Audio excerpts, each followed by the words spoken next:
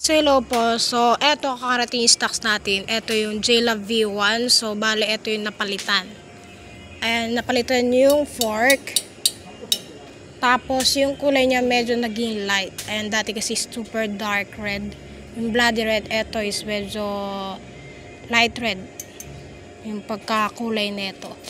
And then yan, wala na yung cable route dito, pero yung stand meron pa rin kasi kailangan namin na stand. As I always say po kasi for live selling, and then kailangan may pakita yung bike pag sa live.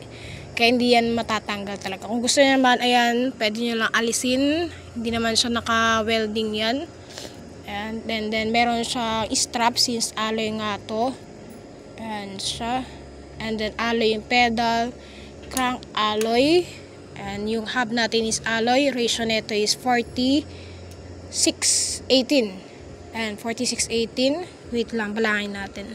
And sa 46:18, then meron siyang lagayan ng battle cage kung gusto maglagay ng battle cage. So, eto, JLove V1.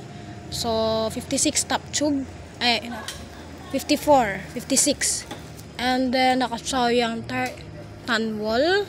So, size 700 by 28C yan. Ayan, meron siya yung size dito sa mismong baba ng gulong. Then, alloy rim. 40mm yung lapad. So, if maglalagay kayo ng sticker, pwede yung 20mm or 40mm. 24 spokes. Naka-AV. Or American valve yung piton niya. So, widely available. Kung ano yung size ng gulong, yun din yung size ng inner tube nyo. Seat post, 27.2.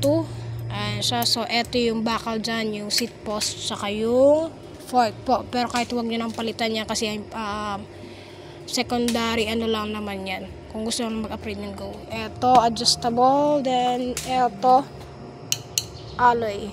And then, meron na siyang kasama bar tape.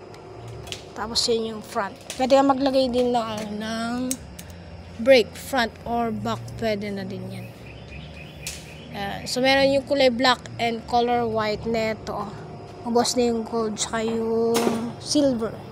So, bale yan, available. Tapos, yung Solana, price pala nato is 7,499 na. Ito yung Solana alloy naman. So, same lang napalitan yung fork. Parehas na. Yung, di ba dati nakita nyo naman, palitan na yung fork natin mas lumapad. So, same JLove V1. Dati kasi yung manipis yun. Ayan siya. So, ito yung kulay black. Ayan. So, ito na is 5,499.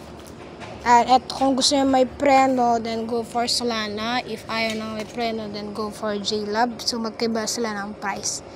And yung kasi is more on alloy. Ito naman, ang alloy dyan is yung frame and then yung rib.